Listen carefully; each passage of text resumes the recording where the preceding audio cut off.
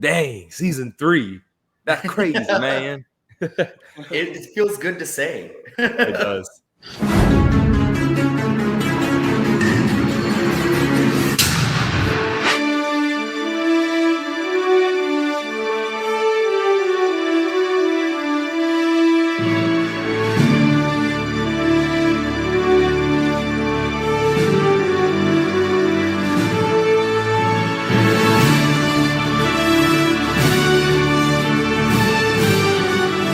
And we're off to the races. We are back, everybody.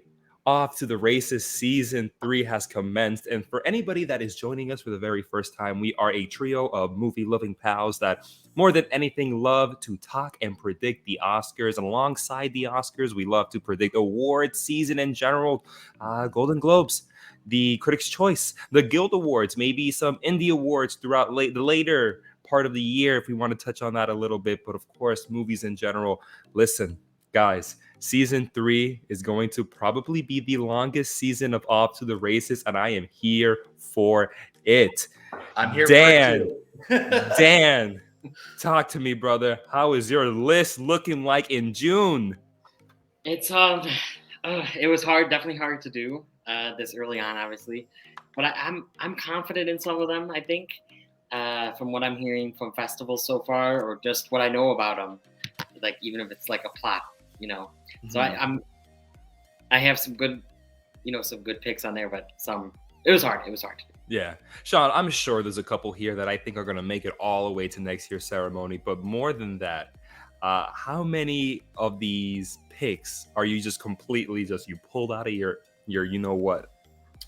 I don't think I pulled them out of my butt. But I think, obviously, I haven't seen any of these films yet, not a single one on here. We're very, very early in the season so far. But most of all, I'm just excited for all of these films. I'm excited to see them. I'm excited to get into award season. And I'm pretty confident about a lot of my picks, I'm not going to lie. Really? Okay. I'm confident with the picks in general. Maybe not confident in where I rank them just yet. Mm-hmm. Listen. Last year was an historic year. Let's make it another historic year. Let's start this off, guys. We're going to start predicting original screenplay. All right. Now, when it comes to original screenplay, there might be a choice here that we may differ in, and I would just love to talk about it because it seems to be a point of contention amongst many Oscar pundits. Let's start with my number 5, right? Ranked from least likely to most likely. Number 5, I have May, December. At number 4, I have The Holdovers. At number 3, I have Maestro. And this is where the point of contention may come in because at number 2, I have Barbie for original screenplay. And number 1, I got Celine Song for Past Lives. Ooh. This is a film I have been excited for since the people at Sundance saw it. And they were just going crazy for it, and they're still going crazy for it. It reminds me of that love that Everything Everywhere had last year that carried it into the Oscars this year. Let's see if that's the same for Past Lives. I'm going to have it at number 1. I'm excited for it. It's one of my most anticipated films of the year. I do want to touch on Barbie for a second. Because we talked beforehand. Barbie is not in your original screenplay predictions, correct? Or is it? Not in mine. It is in adapted. Spoiler alert. Okay. But I do think just because there are other Barbie movies and other Barbie properties, it is going to be one of those things that it is probably going to end up in adapted. But it's one of those weird award season things. It's like it could be in either, really. Yeah, absolutely. And that's where my issue comes because I could totally see this in adapted. And if tomorrow the Academy comes out and says that Greta Gerwig's screenplay is going to adapt it, it's going to go to adapted. I'm going to put it in my adapted. One of my adapted choices is going out and Barbie's going in. I am confident in Barbie writing-wise. Noah Baumbach, Greta Gerwig, come on now. But the reason I have it in original is because, yes, sure, Barbie has TV shows and it has those creepy little animated movies, and it has a doll, and it has little sticker coloring books. It is not adapted from any of those things, though. Right. That's my only question. It's not adapted from any of those things. Is this story of Barbie being adapted from one of the animated movies that I've never seen and never will see? It's not, right? So what is it being adapted from? But it's adapted based on a character. It's almost like Knives Out was adapted because it's based on characters that Rian Johnson created for the first Knives Out. Yeah. So that's kind of where my logic for it is going. But Great logic. We don't know yet. It could go either way. Totally fair. I think that's great logic to have too, Shawn, but I have no idea right now. Dan, you're going to say something? No. I was going to agree with Shawn about the Knives Out thing. Yeah. So you have it adapted? Yes, I have it adapted. Oh, yeah, cool. And again, just to repeat myself, I'm going to put in adapted if it ends up being in adapted. But for now, it is in original. I don't understand it. I mean, what's it called? Glass Onion for me was an original screenplay anyway. It wasn't adapted from anything. Agreed. Anyway, guys, I'm going to leave it there because I feel like we may have a couple that we might overlap. And if not, we can come back and touch on it. Shawn, let's get to you. I love that we share 3 of the same originals in this category, which is kind of crazy, not going to lie, especially this early on in the season. My number 5 is also May, December. My number 4 is Rustin. And my number 3 is Maestro, which is also your number 3. Yeah. My number 2 is Past Lives. Ooh. And my number 1 is Emerald Fennell for Saltburn. Saltburn. Wow. I am so surprised with you with Saltburn because Saltburn was on my list and I took it out for Barbie. Yeah, I don't know. I feel there's still so much love left over for Emerald Fennell for Promising Young Woman. And this, movie, which I'm going to be talking about more throughout this video, I'm just so excited for it. And I think, I don't know, I feel like Emerald Fennell, her second directorial feature, she's going to go 2 for 2, baby. I feel She could, possibly it's happened before, but against Past Lives, it's the Everything Everywhere of this year, Shawn, already. I know. Past Lives is number 2, so I still have it's much close for Past Lives. It's close. Now, if Barbie doesn't end up going to adapted, Shawn, Saltburn comes into my list. Okay. Saltburn comes into my list. So we would have had a very close list here. Let me ask you, Rustin, I'd like, first off, love to know why you have it on. And let me add a little bit of something. I would have loved to have it on, but it seems like some twinkling around the movie sphere is that Rustin isn't as good as people thought it was going to be. I haven't heard that yet. I don't know. I just have a lot of hope for it just because of the cast, the director, and also the writer of it. The co-writer, rather, is Dustin Lance Black, who won the Oscar for writing Milk. This is also a biopic about a gay rights activist and political leader. So I think, maybe he's kind of riding on the coattails of Milk still, but I don't know. I still have a lot of hope for Rustin. Okay, I get that. And just because I'm hearing these little things around the movie sphere means nothing. Later in the year, people start loving this movie. Come on now. No, don't look up got nominated for Best Picture, guys. And Screenplay. Jesus Christ. Dan, let's go to you. All right. So my 5, neither of you had, which I'm not surprised, especially from Shawn. And now I'm like, is it adapted? But so we can cut this out. But Air, I have Air as number 5. But was that adapted from a book or no? I don't think so. Okay, so it is an original screenplay. Yeah. Okay, so for number 5, I have Air. 4, May, December. Oh. 3, I have Saltburn. 2, I have The Holdovers. And 1, I have Past Lives. Let's go, Dan, with Past Lives. Me and Dan tend to agree a lot when it comes to the screenplay. These last 3 years, we tend to agree a lot on a lot of things. Dan, So past lives, holdovers, Saltburn, Air. Air is the one that's different here. Talk to me a little bit about Air. I just thought, and now I think this is a better movie, but my thought process was that Don't Look Up got in, and Air is it's not Don't Look Up-ish, but it's, I don't know, you know what I mean? Like it's an odd one that would be not. I just thought the script was so witty, and it pulled you in, and I know this is other stuff too, but you already knew the end game of this. You already knew that they made the Jordan shoe, and they still made you really, anticipating what was going to happen and, guessing what was going to happen. So I thought that the script was really good for it. Yeah, Dan, that's very fair. It's fair. The writer of Air, I believe, hasn't really done much. I could be wrong. I thought maybe it was Damon or Affleck that also wrote the script. That would have put it on my list. But since they didn't write it, I had to put it somewhere in like 7, 8 maybe. But it could still happen. Talk about a writer that really hasn't done much. We got to talk about May December here for a second, guys. It's being written by Sammy Birch and Alex Mechanic. I could be butchering that last name.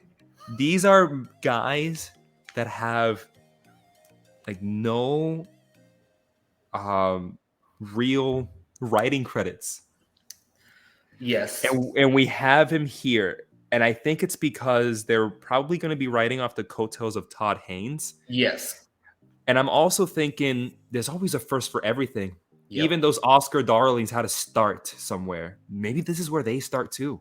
I'm hearing some good things about May and December. I am too. Yeah, I'm really excited for May, December. I've heard great things about the script. I've heard that it's very provocative, but at the same time, there's a lot of levity with the humor in there. So I don't know. I feel like it's one of those movies that may not get into Best Picture, but it could get the Best Screenplay category. Or it could even get into Best Picture. It could be number 10 for all we know. And before we leave, I'd love to touch on Maestro because Maestro is giving me some Bardo vibes and that some people saw it and weren't too keen on it. And now they're back in the editing bay and kind of fixing that movie up a bit to see if it will come out and be any good. Screenplay wise, it's being written by Bradley Cooper and Josh Singer. Guys, Josh Singer, who also helped write or also wrote First Man, The Post, and one screenplay for Spotlight. Yes. Are we really not gonna put him in the game? I think we should, and I'm happy we all did. Yeah, I mean, Maestro, the editing room can do wonders for a film. Except for Dan. And, wait, what? Except for Dan. I forgot that Dan didn't have Maestro. I didn't have Maestro. But it was there. Whoops. But yeah, I don't know. I believe in this movie. I don't know if Bradley Cooper is going to strike gold twice, but there is a lot to love about this movie going into award season. And I don't know. I'm not going to lie. It feels a little bit like Tar, but like a biopic. And it seems like a little soon to have another one about a conductor. But I don't know. I think it's going to be really good. I'm excited for it. It might not be that uber serious like Tar, though. I don't know. It looks serious to me. It just seems serious. It could very well be. But with these credentials going into the writing of Maestro, I can't just ignore it. And I'm happy that it's going to Netflix, so many people will be able to see it. So that's a good thing. I agree. I have one last thing I want to bring up, and this might be terrible because we all call each other pundits, but I like The Holdovers is not on my radar at all. What even is that? All right, so the Holdovers is being directed by Alexander Payne. He did Nebraska. Oh. Yeah, Nebraska, The Descendants, the Clooney, right? George Clooney is in that movie. Sideways and Election. So my guy, I mean, he won Best Adapted Screenplay for Sideways, and he won Screenplay for Descendants. But here's the thing about Holdovers, though, right? It's not being written by Alexander Payne. It's being written by a guy named David Hemmingson. So in the same way as a May December, could this guy be writing off of Alexander Payne's coattails?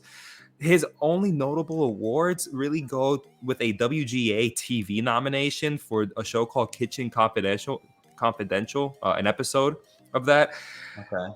I mean, the story has Paul Giamatti, and it's like a Christmas themed story about like an unlikable teacher that's like staying at school, and the holdovers is basically like a group of kids that have to like stay in school. Like if like there's a big winter storm and they can't leave the school because it's not safe, then those kids are holdovers.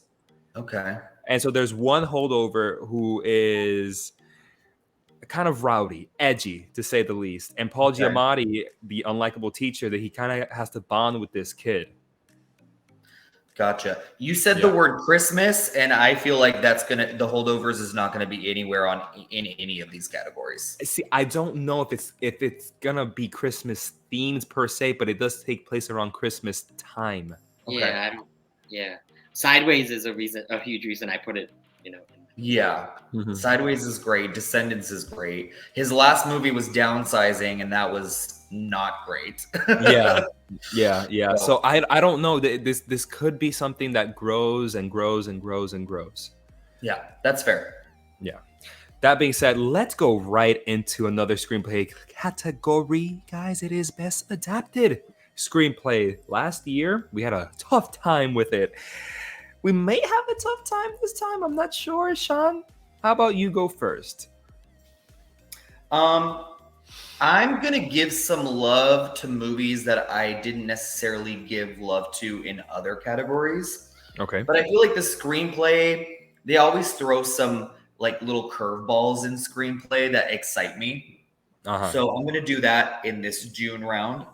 So I'm going to go number 5, The Bike Riders. Ooh. Number 4, The Killer, which is probably like my most anticipated movie of the year. With Fassbender, right? Good. Huh? Fassbender? Yes, David Fincher and Fassbender. Yeah. Number 3, Barbie. Ooh. Number 2, The Color Purple. And number 1, Killers of the Flower Moon. Let's get it, Shawn. Killers of the Flower Moon. I feel like that's going to be only one of many times we may see it on our list here. Yes. I'm not going to question you on Killers, Color Purple, or Barbie. We've talked about that. Yeah. Bike Riders. Okay. Yes. Talk to me about Bike Riders, right? This is going to be with Tom Hardy, if I'm correct. Yeah. Tom Hardy, Jodie Comer. We have Norman Reedus. We have a great cast in this. Great ensemble cast. And it takes place in a Midwestern town, and it's about a motorcycle gang. My big pull here is Jeff Nichols, who has done Take Shelter, Mud, Midnight Special, Loving. This guy is like, can do no wrong. Like every single movie he comes out with is so special in a different way. And with this cast, I think it's going to be really incredible. I don't know. The Academy never really goes for Jeff Nichols, though. He's more like a Southern, like, I don't know how to explain his movies. I get it. It's smaller but so the Academy doesn't go for them, but I would love for this movie just because it has such a big cast for them to go for him. Yeah, it's like very home style type of films. Yes. Very homey feeling at times, even though that third act of Mud is very action packed. I know. I understand what you mean, but when you said he can do no wrong, I was about to say unless it's with the Academy because he doesn't have a good track record with them. Correct. Right. But so that's why it's at number 5. But I want this movie to be good. I'm excited for this film, and it'd be good to see it get in a couple of categories. Before we get to Dan, touch real quickly on The Killer. Yes. So Killer is based on a graphic novel. This is the first time David Fincher is re-teaming with the screenwriter of Seven. And we have Michael Fassbender in the lead. Seven is one of my favorite films of all time, and I just hope it lives up to the hype. I had to throw it in somewhere, so here it is. That is a great reason as to why you would have The Killer up here. The adapted category this year so far, So pretty good, guys. Pretty good. Dan, let's go to you. All right, so number 5, I have Dune Part 2. Ooh. Yeah. 4, Oppenheimer. 3, Killers of the Flower Moon. Ooh. 2, The Color Purple, and 1, Barbie. What? Whoa. Barbie at number 1. Dan, you're on this Barbie train. Why number 1? I don't know. I just Nice. Just because of them, Greta Gerwig and Noah Baumbach, and I don't know. I have high hopes for it. It probably is not going to be number 1, but Wow, you got Killers. Okay, I understand. All right, I Noah Baumbach or the Gerwig, fine. Why is Killers of the Flower Moon right there in the middle? I mean, that's more personal, I guess. I'm not a huge Martin Scorsese fan. Like, don't say that out loud. I know. No. So I love him. So I love what he's done for film and everything. But I just don't watch his films. I want to throw on Pulp Fiction.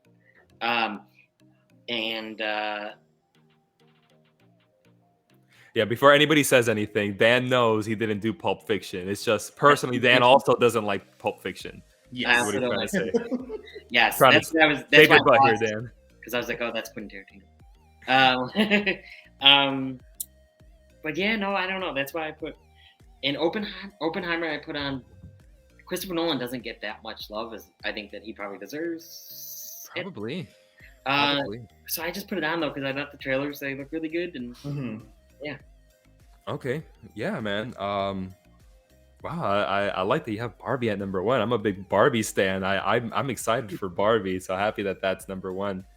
I have to say with Barbie, I have some worries for it. I think it has a long road through award season. And the biggest thing is I think it might run into the Lego movie, which couldn't even get a Best Animated Feature nomination. And I think it's because it's based on a product and the Academy can be hoity-toity at times. I know that they've grown, but I do think that they'll possibly look at it as less than some of these other projects. We could be wrong. It could be absolutely incredible, but I just don't see it winning, but I see there being some love for it. You took the words right out of my mouth with my concerns for Barbie. And more evident is once we get to picture on my end, you're going to see my concerns there as well. Yeah. Let's get to my list for Best Adapted Screenplay. At number 5, I have Yorgos Lanthimos' Poor Things. At number 5. Number 4, I have Dune Part 2. 3, I have Oppenheimer.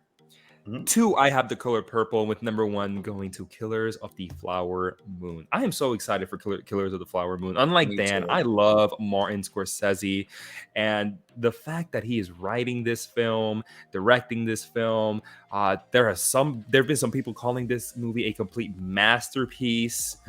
The people that disliked Irishman are coming back and saying this is a good one, though. Well, okay, you got my attention then. Yeah, I sure hope that he gets up there when it comes to this category.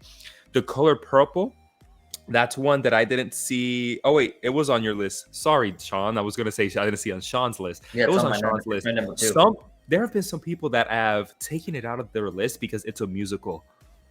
Huh? What does that mean? That it's a musicals always make it onto the screenplay categories. They always go back, oh, but West Side Story did it. All right, let's get recency bias out of here, though. Yeah. Sure. But before then, many musicals have made it. And I think Color Purple, this is one of the films that many people may have that number 1 for Best Picture right now as of June. Yeah. So why wouldn't I have it here with its screenplay? Anyhow, Dune I have at 4. I could easily have Dune at 5 because Dune, people are saying it's a war film more than anything. Explosion, blast, blood and guts, whatever. How much of that is actually good expert writing? Unless I see a script where Denis Villeneuve and his co-writers are actually writing the action, movement by movement, the same way that Quentin Tarantino did for Kill Bill. Unless I see that that's the case, I don't see this getting a Best Screenplay nomination. and in place of all that war, he just has, and there's war happening. Because, a lot of times that's what writers do. Yes. We also have to think about how did part 1 do at the Oscars. It was nominated for a lot of things, but how did it do in screenplay? It was all in the technical awards, which it wholeheartedly deserved.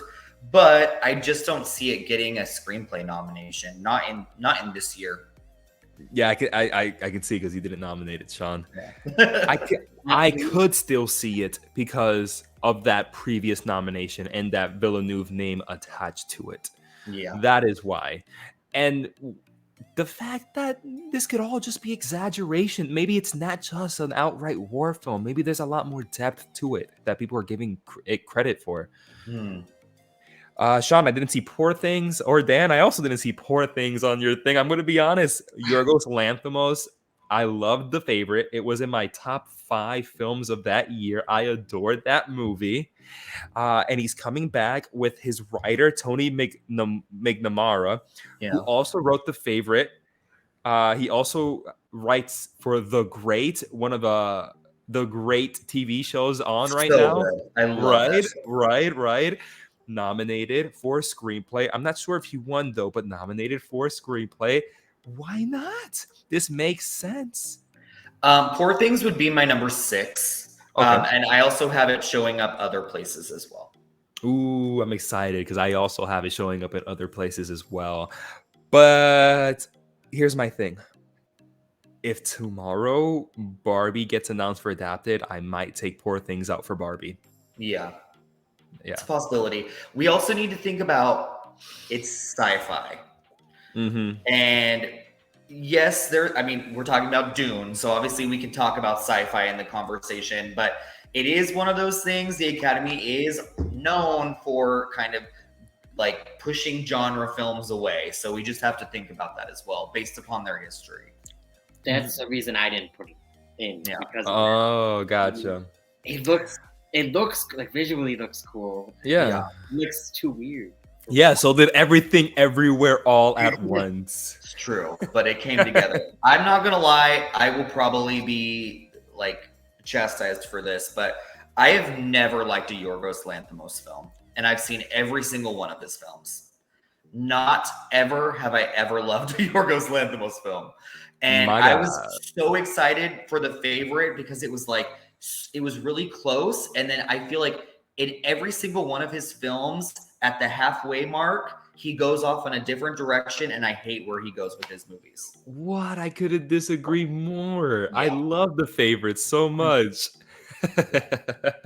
It's funny. I think Poor Things looks like a better Wes Anderson film than most of Wes Anderson's films. Interesting. Yes. Notice that we don't have any Wes Anderson in these screenplay categories. Yeah. Asteroid Who? The reason I put Dune 2 also is unless it's a part 3, because I've heard people say that there's going to be another part, and so if it's a part 2 and it's done, like if he really nails the finale, that's why I true it on my list. Yeah, that's a good point. Yeah, it's like the Return of the King almost, like the last film in this exquisite saga.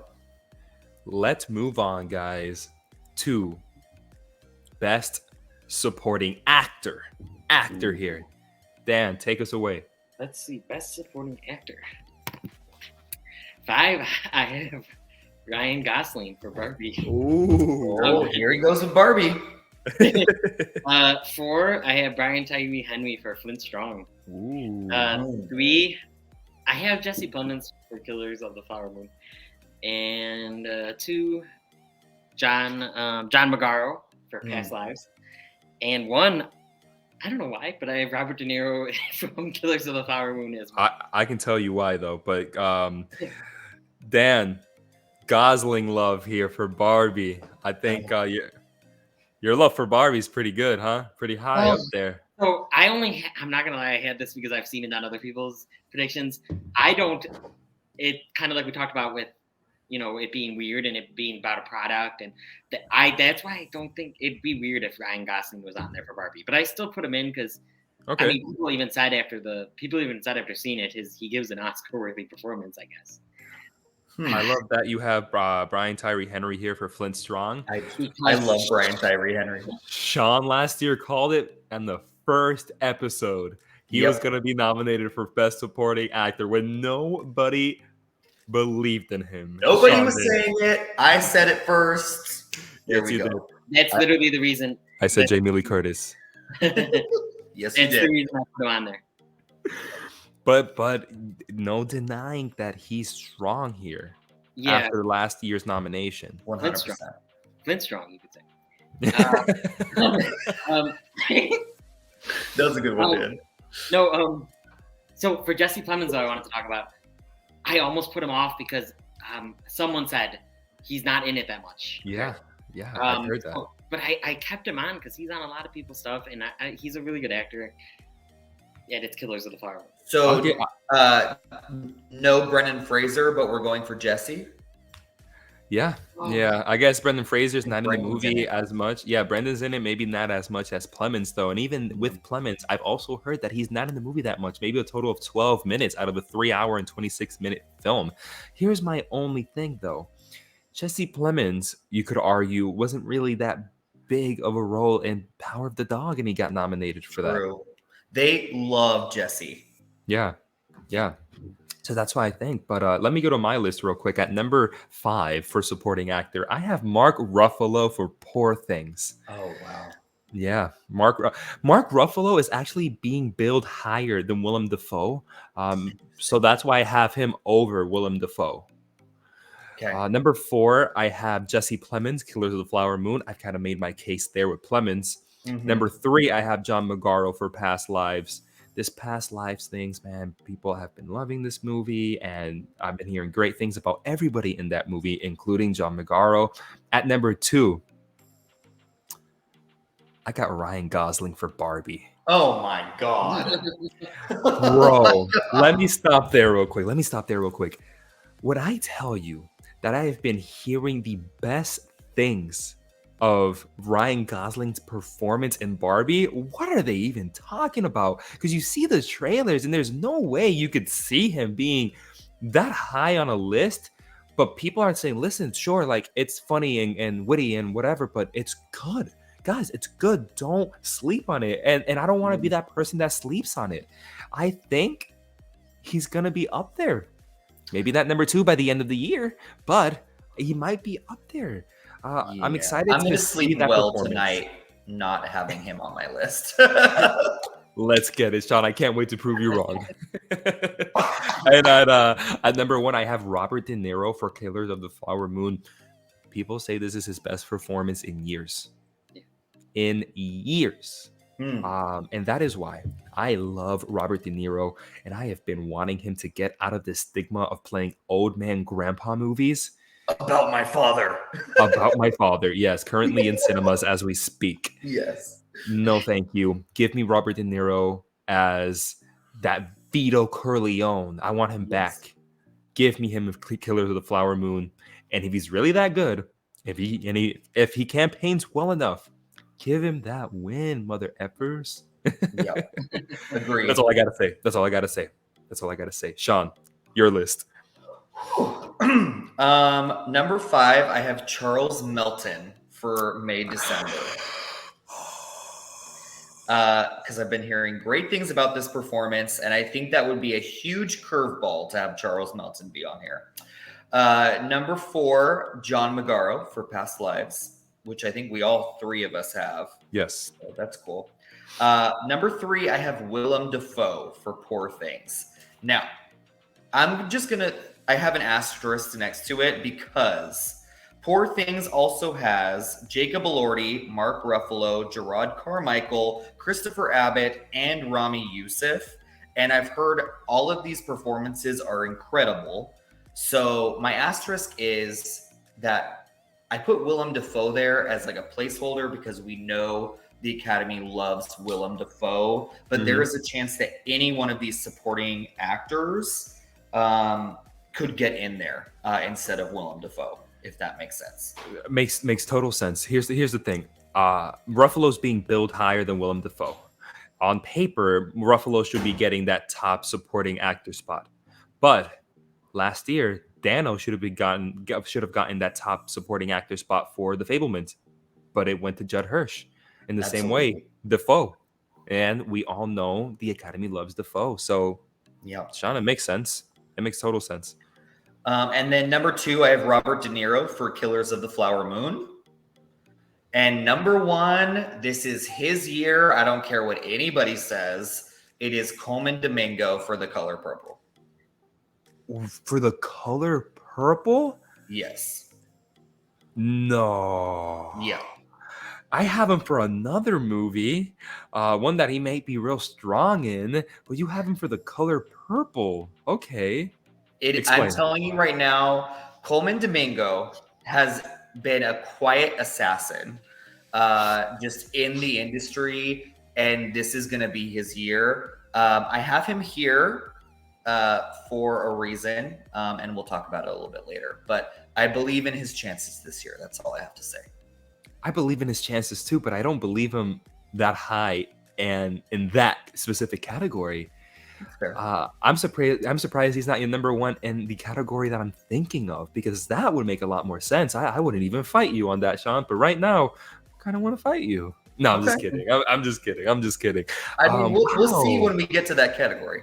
Yeah, that's true. Wow, I'm so shocked that you have him, and I low-key want it to happen just so we can go back on this video in a year and go, wow, Shawn said it. That's out there. Crossing the fingers. That's out there. Shawn, I want to tell you that you weren't alone with Charles Melton. He's my number 6. Okay. Charles Melton, he's going to be in May, December.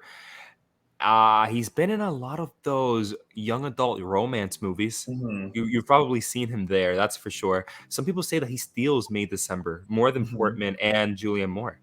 Yep. Yes, that's good. That's huge to say that. Yeah, humongous. People that are saying that he's just known for being in the young adult romance movies and the Academy won't really look at him. My guys, Austin Butler was in Nickelodeon and Disney Channel. Exactly. Right? So put that one to rest. Yeah. Put it to rest. Great list, guys. Let's move on to our predictions for Best Supporting Actress. And with this one, we are starting with me, I believe, Best Supporting Actress. At my number 5, I have Divine Joy Randolph for The Holdovers. This is where I'm talking that I'd love to see where The Holdovers, how they're going to keep on rolling here, but I feel like it's going to get some love. And it's going to be shown here with Divine Joy Randolph. She's going to be playing a cafeteria worker that gets stuck in the school alongside Paul Giamatti and this kid. And she's going to have an arc as well. So I'm excited to see that. Number 4, Julianne Moore for May, December, Best Supporting Actress here. I was confused as to, is she leading? Is she supporting? A lot of people, almost everybody I've seen reviews for say she's supporting. Mm-hmm. She's definitely supporting it, but she is great, guys. So number 4, Julianne Moore, let's go. Number 3, Taraji P. Henson for The Color Purple. The Color Purple. Number 2, this could be number 1, but I'll explain my number 1. Number 2, I have Danielle Brooks for The Color Purple. Kind of gives me that Octavia Spencer vibe from The Help, almost. Number 2, Danielle Brooks. She could be my number 1, though. But my number 1 is Lily Gladstone for Killers of the Flower Moon. But this is where I am a bit confused here, Shawn and Dan. We don't know if she's going to be campaigned for leading or supporting. People that have seen Killers of the Flower Moon have said that she is very easily another lead character. Oh. Yeah. Oh. Yeah. Okay. I didn't know that. Mm-hmm. So that's why I'm saying I have it here in I have a star on it, and it says depends on category, because it does. I think it would be a huge mistake, because I think that she will win 100% if she goes in supporting. Yeah. There's no doubt in my mind Lily Gladstone will win that award if she goes in supporting. I agree. I think very easily. Remember Michelle Williams last year for Fabelmans? Yep. she shot herself in the foot. Yep. Lily Gladstone. The studio did, rather. we've got to see those, Shawn, because what if we watch Killers of the Flower Moon and we're like, that's no way that's a supporting performance. Yeah. There's no way. Like, that is such a lead performance that needs to be nominated for best lead performance. That could happen. But if not, Lily Gladstone has it in the bag here in June for supporting actress. Yes, 100%. Yeah. Yeah, so aside from that, I'd love to know what Shawn list looks like. Whew, okay. So my number 5, this is a wish and a hope, because this is the only performance I have seen. But it's Patricia Clarkson for Miranda. Ooh. And this is a movie. It's coming out on digital, I think, tomorrow, May 30th. But she plays an ailing mother who has a transgender daughter who kind of comes to her aid. And this is like Patricia Clarkson's best performance ever. It is so good. It is so nuanced. And her chemistry with the lead actress is amazing. So, I mean, the Academy loves Patricia Clarkson. She's been around forever. This could kind of be one of those, like, let's give a nod to one of the legendary actresses working today. So number 5, Patricia Clarkson. Number 4, Carey Mulligan for Maestro. Number 3, Julianne Moore for May December. Number 2, Taraji P. Henson for The Color Purple. And the only reason she's at number 2, because I would love to see her win an Academy Award, is because Lily Gladstone for Killers of the Flower Moon. I think she is unbeatable. She's having a great year. Me and Dan saw her film Fancy Dance at Sundance, which was incredible, and her performance was so good in that. So I think this is also Lily Gladstone's year. Let's get it. I'm excited. Lily Gladstone is someone that I'm not too familiar with, but just hearing the best things about her. Yes. Dan, were you about to say something? Yeah. So I had Carey Mulligan as leading, or no? Yeah, I had her like in my later list as leading as well. But here's the thing. Really? But I'm not gonna fault you, Shawn. We're not sure. We're not sure yet. Yeah, I don't know. I might be wrong in it. Obviously, this is so early. Some of these are going to change. We're going to be shocked by where the studio wants to campaign these people. So, we're just going with the flow right now. No, yeah, absolutely. So, Dan, I'm happy you brought that up because I was going to bring it up as well with Carey Mulligan. Yeah. You're going to say something else? No Danielle Brooks, right? You didn't have Danielle Brooks. No, I'm going Taraji P all the way, baby. I love Taraji P. Henson.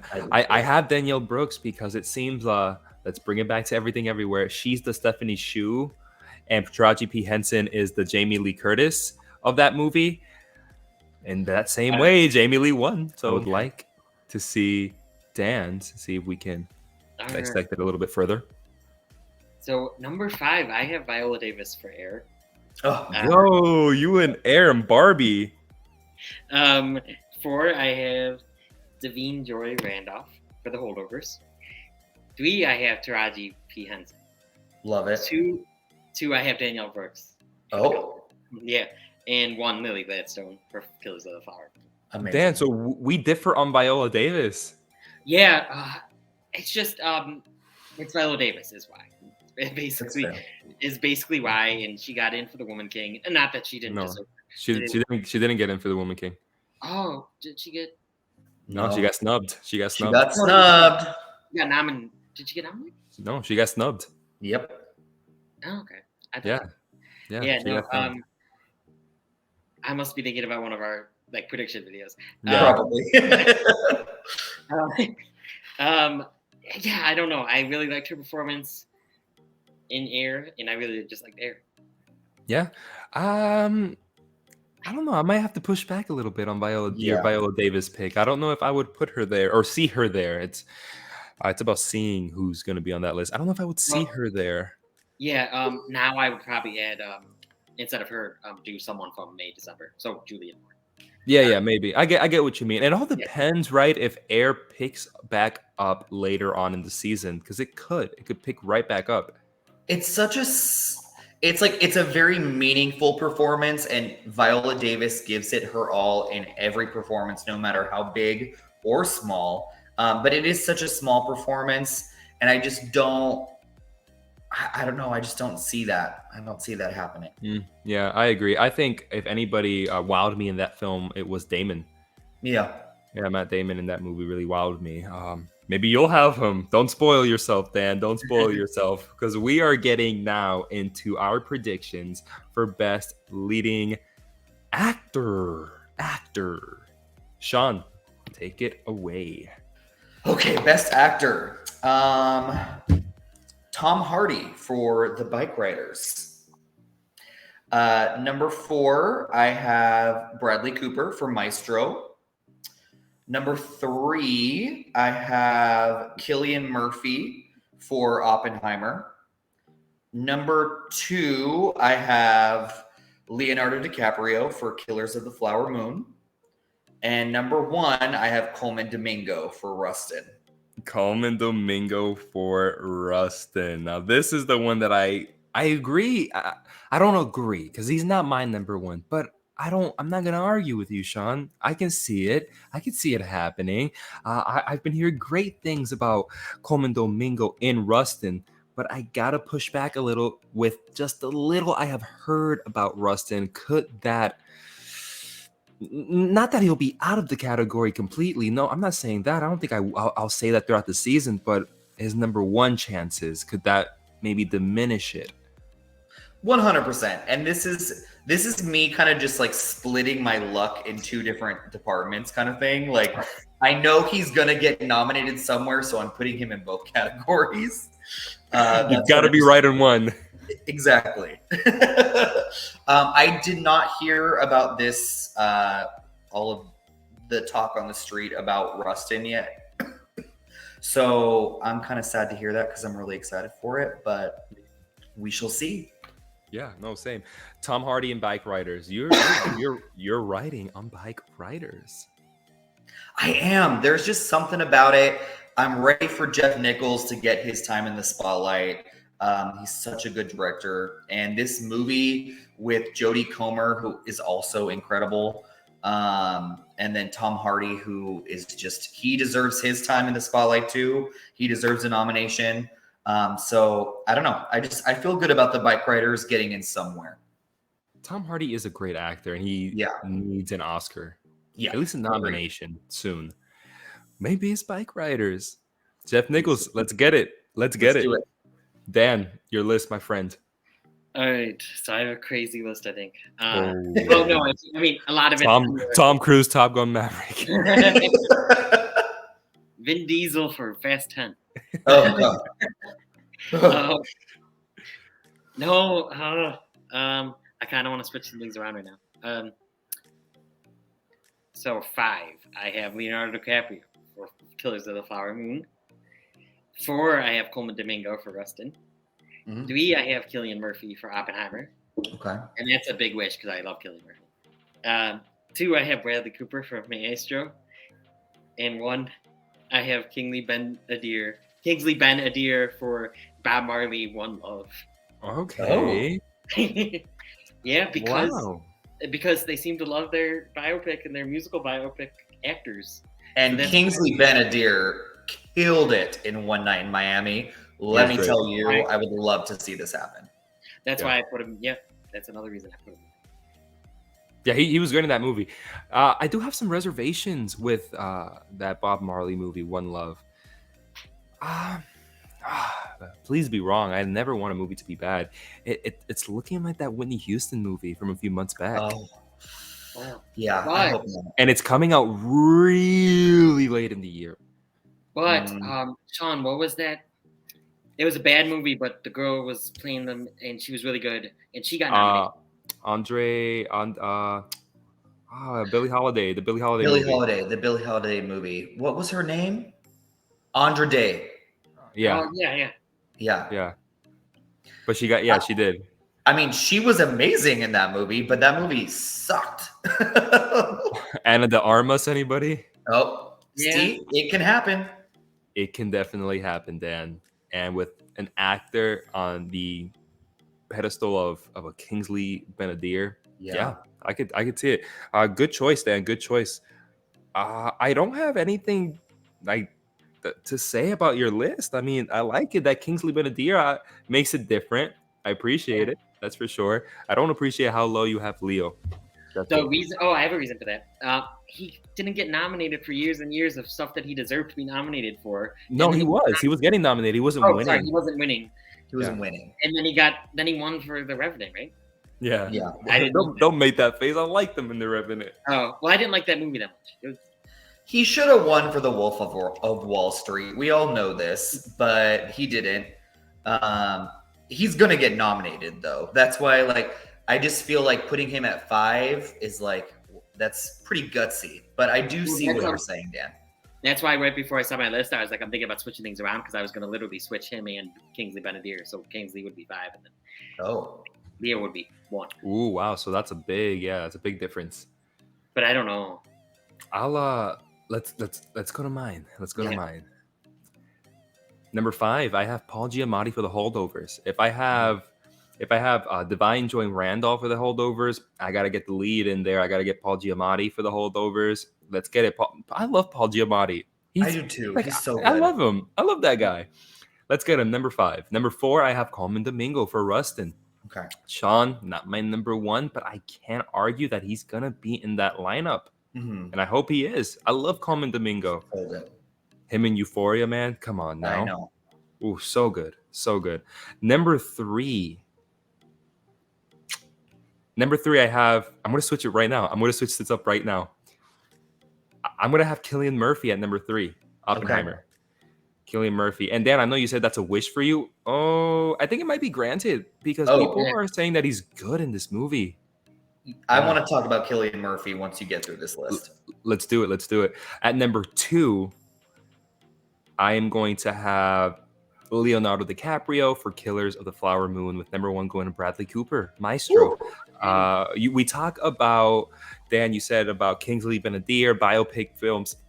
That's what Bradley Cooper is doing. Yeah. And Bradley Cooper is transforming himself. And we know when you transform yourself, the Academy just gives you the Best Acting Award. They just eat it up, baby. They love it. They just give it to you. If it's not Cooper, though, I was like right there. Leonardo DiCaprio for Killers of the Flower Moon. We hear this all the time when that big movie comes out by a well-known director. It's the best performance he's ever had. I don't know if I believe that, but what if it is? I don't think Leo's gonna win. I know he's gonna get nominated. I don't think he's gonna win. I just don't think that's gonna happen. Okay, Shawn, talk to me about Cillian Murphy. Cillian Murphy, I'm sorry, like if you hear word in the street about Rustin, I feel like I hear word in the street about Cillian Murphy every day about this performance, how everybody, including Nolan and all of his co-stars, are talking about like he like gave himself to this role, and like that Nolan has been waiting to give Cillian the role of his lifetime, and that this is it. And when you start hearing word in the street like that, that's when I start really believing it. So, though I don't know about Oppenheimer's luck in other categories, I think Cillian is definitely getting a nomination here. Yeah, I'm with you. It's funny how you put it that way too, because I'm also hearing just word on the street, great things about Murphy. Yeah. We got a pretty solid lineup there, boys. Yeah, I like it. Me too.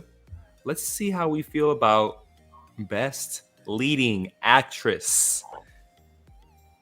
Who is starting here? I forgot. Dan. My friend Dan. All right, so number 5, I have Jessica Lange. Is it Lange? Lang. Like Scott Lang? Yeah, okay. 5, I have Jessica Lange for Long Day's Journey into Night. 4, I have Carey Mulligan for Maestro. That's why I put her. And Natalie Portman is 3 for May December. Greta Lee is for Past Lives, and she's my number 2. And Fantasia Barrino for The Color Purple is my number 1. Ooh, and, nice. My number 6. I feel like you missed one. Did you miss one? 1, 2, 3, 4, 5. No, you got 5. Okay. No, but so 6, and this was 5 until I like read everything about Long Day's Journey into Night. It was Tiana Taylor for 1001. I loved her in that movie. Such a good performance. Yes. Yeah, and I had her in there, and I was like, it's probably not going to happen. Yeah. Kind of like Danielle Deadweiler for Till. Yeah. Maybe not on that level, but I don't think it's going to happen. I know, but put it in as a hopeful nomination. I love that. When I watched that movie, like all I could think about was like, damn, she deserves a nomination. That's all I could think about when I watched that movie. Rubber duckies, baby. Rubber duckies. Yes. So that's when I put Jessica Lange in, because Long Day's Journey into Night sounds like a marriage story kind of thing, and yeah, I feel like she's gonna put out a good. She's really good in what I've seen, like of American Horror Story and all that. She has an Oscar under her belt. Yeah. I mean, she's once again talking about legendary actresses. Jessica Lange, throw her in the mix for sure. Mm-hmm. Yeah, I'm happy. I had Jessica Lange also for a while. Jessica Lange might be my number 7, maybe right now. I'd have to check. And then Carey Mulligan, we just don't know if she's going to be supporting or leading. Mm-hmm. As time goes on, we'll find out, and we will edit accordingly. Natalie Portman, yeah, I like your list. Dan. Fantasia Barrino, she has a Tony for that role. It would be cool if she could also get an Oscar for the same role. That'll be nice. Yeah, that'd be so cool. I don't know if that's happened before. I feel like it might have. I want to look into that. That would be interesting to look into. Next episode, maybe we can look into that for sure. Yes. Let's do it. Dan, but I love that. The Anitas both won for West Side Story. Yeah, that's so cool. That's so cool. Let's get into my list. At number 5, with the Poor Things love, I have Emma Stone. You know, I've heard the word revelation. I'm ready for it, baby. I love Emma Stone. I know you do. Emma Stone at number 5. At number 4, this is my. It's not her, but it's my Jessica Lange. It's Annette Bening for Nyad. Talking about reading into these potential contenders. This is one that people are putting their chips on. Is Annette Bening and Nyad. Number 3. Am I going to change things up right now? He's going to do it. I am going to do it because at number 3, I'm going to put in Greta Lee for Past Lives. Okay. Greta Lee, I think, needs a little bit more campaigning. Yes. Needs a little bit more steam to put her up for me. I hope she's great in it. What I see in the trailers just looks so good. Number 2, Natalie Portman, May December. Number 1, Fantasia Barrino, The Color Purple. So Dan, we agree there. We almost had the same list until I just changed it right now. So Natalie Portman, I'm hearing she is just as good as she's ever been, if not better. In May-December. I've been waiting for Natalie Portman. I mean, she was so good in Vox Lux, and nobody talked about that performance. I'm so sad that just got like pushed under the rug. But I've been waiting for another great Natalie Portman performance, and I'm ready for it in May-December. Yeah. Thunder. Ooh. I don't know if we talk about that, my friend. Have you guys heard anything about Annette Bening? No, not really. I mean, I love Annette Bening, but wow, really? I have. Yeah, I have. That's why I have her on here. So she's playing somebody, I forget her name, but she attempts to swim from Cuba to the coast of the United States, and I have. It's a biopic. It's a biopic. Yeah. So she's one of those the biopic picks. Yeah. Shawn, let's go to you. Ooh, okay. I cannot believe you left out one of these people on here, and it's gutting me right now. No. Okay, so my number 5 is Sandra Hüller for Anatomy of a Fall. Even though she could possibly get in for Zone of Interest too, she's another actress that I feel like it's kind of her year as well, especially after Cannes. My number 4 is Natalie Portman for May-December. My number 3 is Greta Lee for Past Lives. And I have been waiting for Greta Lee to get her time in the spotlight. I have been following her since her indie days. She's in this show called High Maintenance on HBO, if anyone ever watched that show. And she's just been doing small bit parts. So the fact that she has this incredible role in this movie, Past Lives, I'm so excited for her. And I hope she rides the wave to the Oscars. My number 2 is Fantasia Barrino for The Color Purple. And my number 1, and this woman should have won an Oscar 10 years ago for Gone Girl. She should have won an Oscar for I Care a Lot. I need her to win an Oscar right now for Saltburn, okay? Rosamund Pike for Saltburn. Rosamund Pike, baby. Like, knowing that this movie is about aristocracy and it's a thriller and it has Barry Keoghan in it, and I just feel like Emerald Fennell. She is going to be so good in this movie, and I cannot wait for this performance. I love Rosamund Pike. Her role in Gone Girl. Oh my goodness. I'm so happy. She got nominated, right? She got nominated for Gone Girl. Yeah. Jesus. She should have probably even won for Gone Girl. How good she was in that movie. Number 1? Yes. I don't know. It might be because I'm so excited. I'm so excited for this movie. But yeah. No, I feel you, man. Emerald Fennell, Promising Young Woman, was my number 2 film that year. I mean, we shared it as our number 1 for a while, Shawn, me and you. We were just so passionate about that film. So, of course, like, I love Emerald Fennell, and the way she's going to direct Rosamund Pike and Keoghan and bro. I think Mulligan is in Saltburn as well.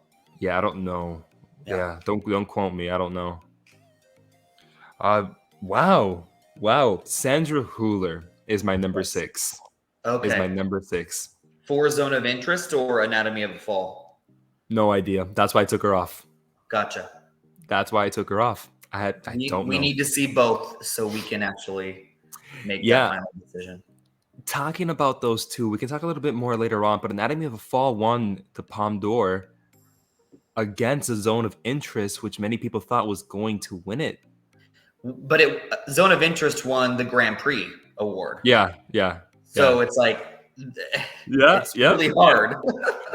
Number 6 for me, baby. Yes. Shawn, I like that you have Rosamund Pike, though. I hope I see that come to fruition, though. I mean, that'd be really cool to see. Yes, I would love it. Saltburn, baby. Yep. Guys, let's get out of leading actress, right? Yes. And we are going to our predictions for best director. Ladies and gentlemen, my prediction for best director goes as follows. Number 5, I have Denis Villeneuve for Dune Part 2. Number 5.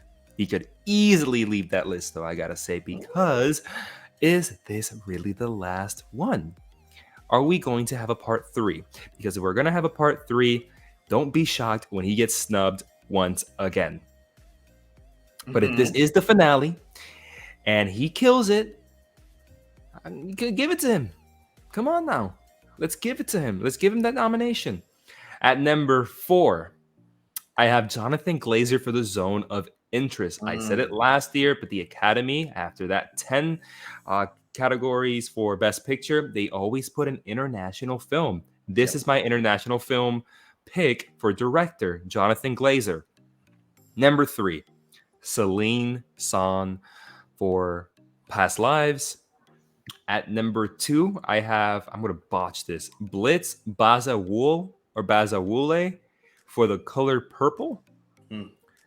And number 1, maybe this is just cliche and obvious, Martin Scorsese for The Killers of the Flower Moon. That's my list, and that's what I'm going to stick with, my friends. Martin Scorsese at number 1. Am I a basic bitch? Not this year, John. How come?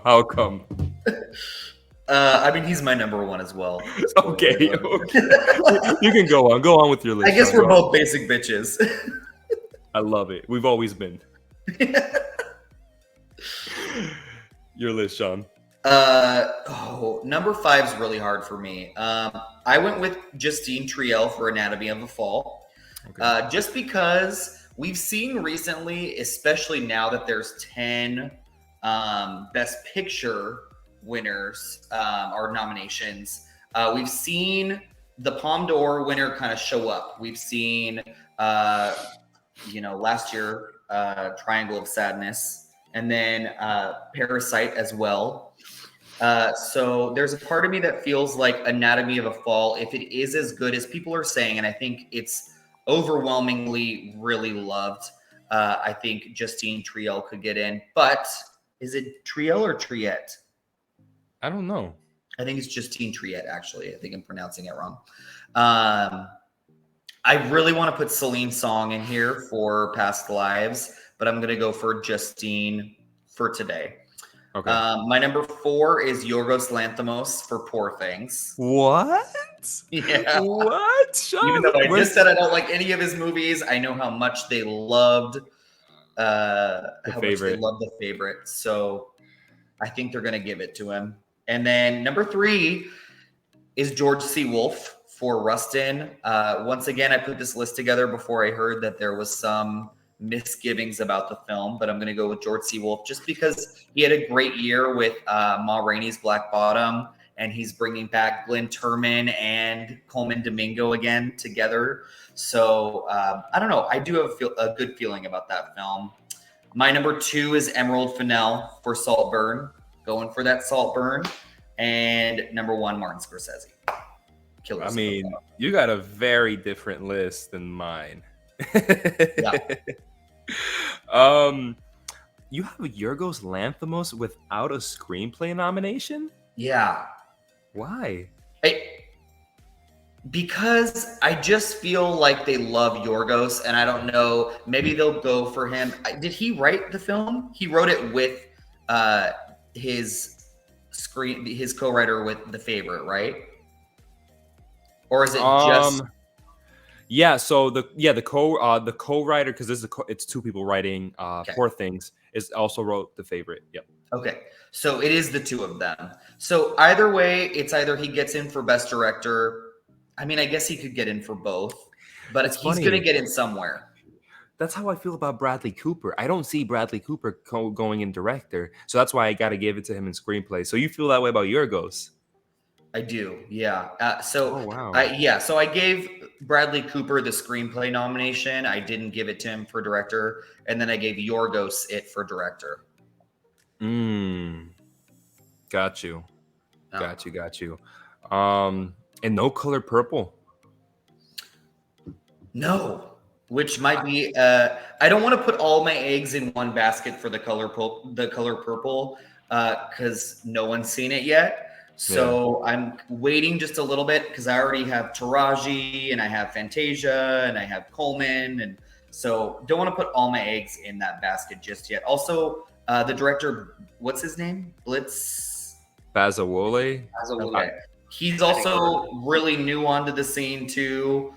He did a special for Disney Plus, but he's really new on the scene, so kind of waiting on Best Director just for now. Okay, yeah, makes sense. I might actually wait on that next time then. Huh? Yeah, I got to look into that. Dan, your list. All right, so number 5, I have Jonathan Glazer for The Zone of Interest. Let's get it, baby. Yeah. 4. Sorry, that made me laugh. All right, so 5, I have Jonathan Glazer for The Zone of Interest.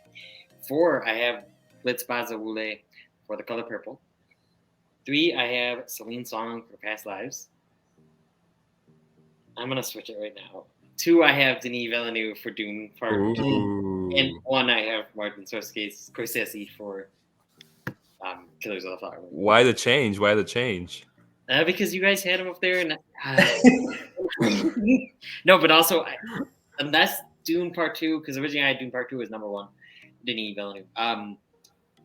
Unless it's not the finale. I think I'm riding on this being the finale, and that's why I think that would do that great. And Martin Scorsese, I think, is is definitely a lock for Killers of the Flower.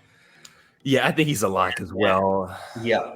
Not for winning. We all know what happened last year with Spielberg. I mean, good thing I didn't actually bet my left nut because I would have lost it. Yeah, I think it's way too soon to lock anybody for anything besides Lily Gladstone. Even though we can't even lock her because we don't know if she's Best Actress or Best Supporting. Yeah. But I think Martin Scorsese is a lock for a nomination. Yeah, I agree. Other than that, Dan, your placement of Blitz after what Shawn just explained to me, I think next time Blitz will be lower, if not completely off my list. There was a time where I blitzed it too. But yeah, no.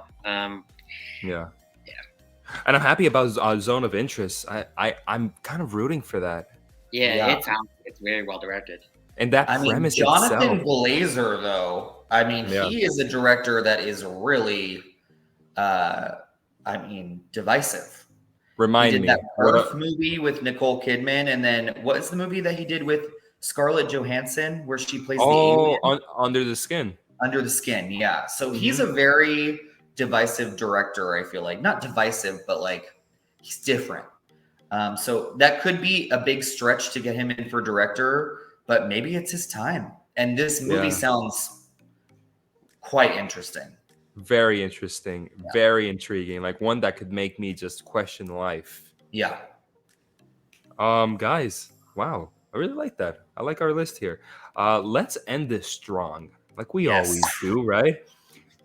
Best Picture, baby. All right. We are starting here with Shawn this time. Okay, so for Best Picture, I'm going to go, my number 10 is Poor Things. My number 9 is Anatomy of a Fall. My number 8 is Dune Part 2. My number 7 is Rustin. 6 is Maestro. 5 is Oppenheimer. 4 is Past Lives. 3 is Saltburn. 2 is The Color Purple. And number 1 is Killers of the Flower Moon. Where is Dune Part 2? Dune Part 2 is number 8. Oh, sorry. Yeah. Sorry. It's in there. It is in there. It's just very low. I left it out of everything else, but Dune Part 2 is in my list for Best Picture. Nice. What a list. You are riding heavy on this Anatomy of a Fall over the Zone of Interest. I've got to say, it could very, very well be the better movie. But upon just premise itself, that Zone of Interest sounds like one that's going to have my heart and soul. I agree with you. I think they both have really interesting premises. I like the true crime court trial narrative of Anatomy of a Fall and kind of how it talks about marriage and everything. I think both of them have heavier topics on display. So I don't know. I'm excited for both. Same. I'm excited for both as well. And who knows, with me, dude, it's gonna end up being Anatomy of a Fall. Babylon was my second favorite film last year. You never know with Jonathan Martinez, man. Exactly. I'm happy you have Poor Things. Dune Part 2. It's in it. I was wrong. Yeah. What wasn't in it was Barbie. No. Explain. I'm giving Barbie the screenplay. That's where I leave Barbie. That's it. So yes, I still think it's going to be a great movie, but I'm still so unsure about it. For right now, I'm giving it that Greta Gerwig, Noah Baumbach screenplay nomination, whether it be an adapted or original. But that's where I'm leaving it for now. Okay, gotcha. Killers of the Flower Moon, I think in the same basic BITCH. It's kind of just like Martin Scorsese. Yeah. It's Martin Scorsese's movie. Yeah. Right? Yeah. To me, why I have Killers of the Flower Moon and The Color Purple as number 1 and number 2 is just because they're almost like a lock for a nomination to me. Like, no matter what, I feel like those two movies, unless The Color Purple is horrible, I feel like they're going to be locks. Dan, let's continue with you, my friend. All right. So my 10 is Air. 9 is Poor Things. 8, The Holdovers. 7, Zone of Interest. 6, Barbie. 5, Oppenheimer. 4, Dune Part 2. 3, Killers of the Flower Moon. Whoa. And 2, Past Lives. And 1, The Color Purple. Oh, Dan, I love it. Dan always with Best Picture. Dan always surprises with Best Picture. Yeah. Always. Dan, The Color Purple is your number 1. Care to explain? Just the first one was by Steven Spielberg. I know it doesn't matter. He's producing this one. Steven Spielberg was producing, and the trailer just looks phenomenal. Like it looks like visually just looks and sounds really good, and the story's there. So I think that the story's going to resonate with a lot of people, and hopefully the music resonates with a lot of people. So yeah, I don't know. It definitely looked like it could definitely win or definitely be close. Yeah. Many people that have nobody's seen this movie, but that are talking about it are saying, man, I hope this is the first musical to win the Oscar since Chicago, right? It's been a while. I'm not saying that it's going to be that good, but that is a strong narrative. And if they use that when campaigning this for Best Picture, it could work. Yeah. The last one was supposed to be La La Land. It was supposed to be La La, and that didn't happen. So what if they use that narrative? Yeah. The best musical since Chicago. I can see it now.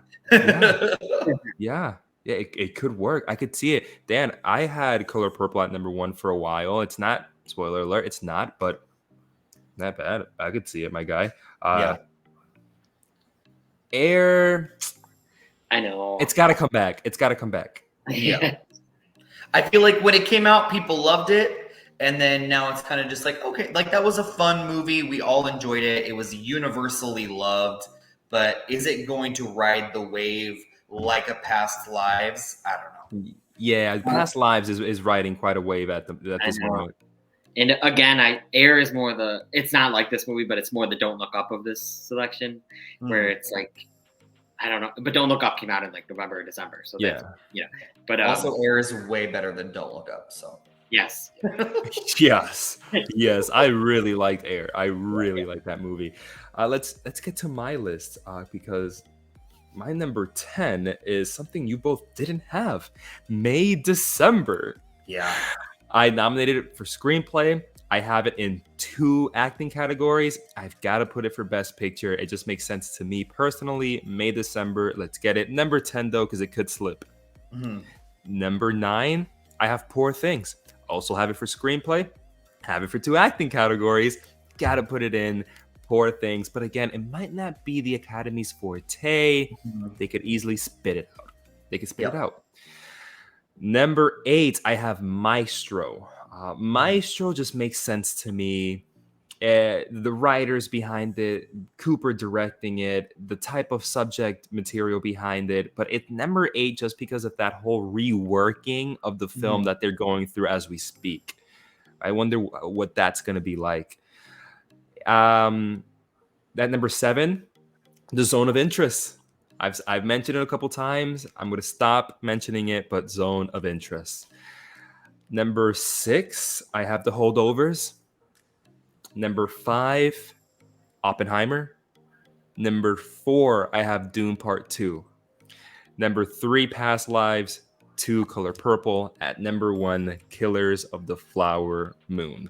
Shawn, I'm with you. Basic bitches for life. Number 1.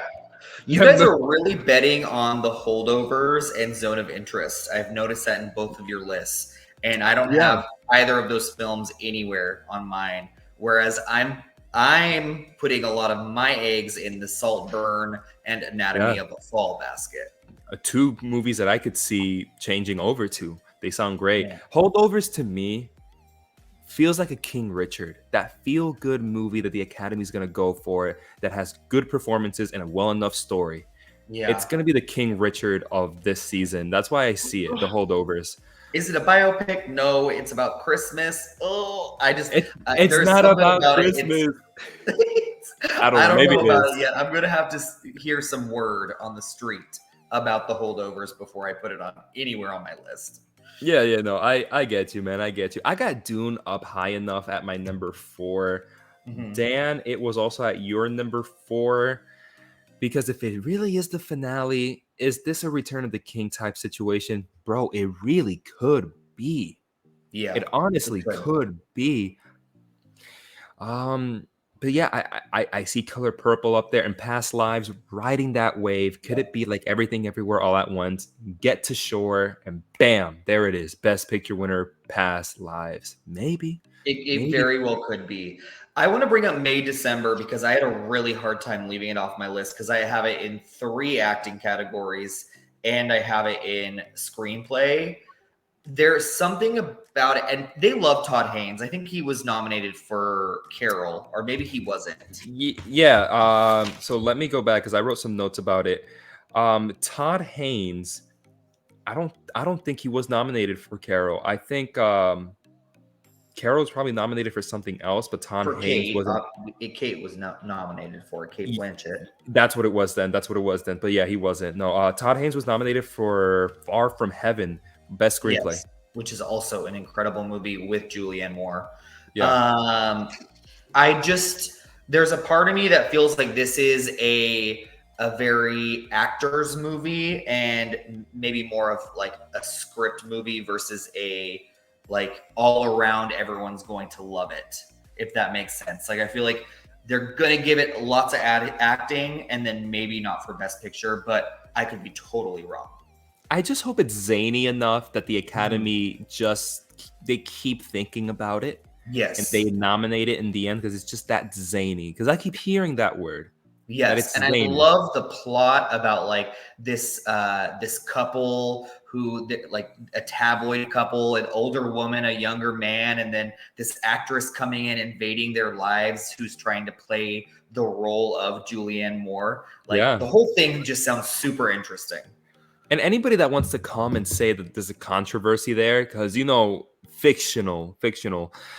He was 13, and Julianne Moore's character was in her 20s, and they were dating, and controversial in real life, but fictionalized. Licorice Pizza got nominated for Best Picture, and there's a big there's pedophilia, if you want to mention it like that, in Licorice Pizza, and that movie got nominated for Best Picture.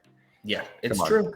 You know what I mean? So May December could get it. I hope it does. I really like May December. I know. I'm excited. Netflix, they have Maestro, right?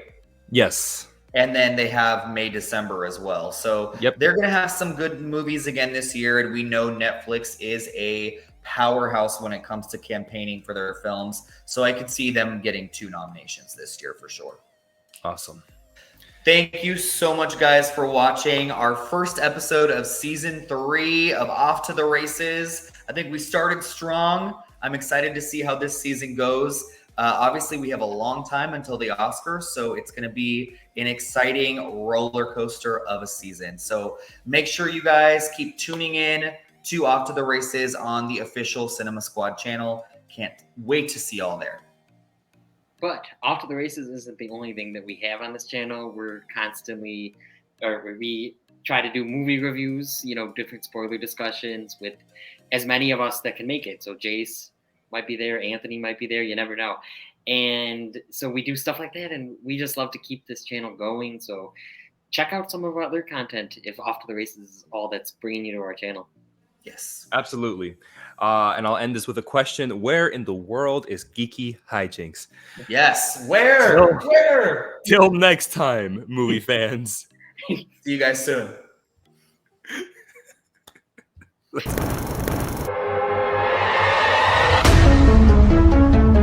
This is looking to be a tight one, folks.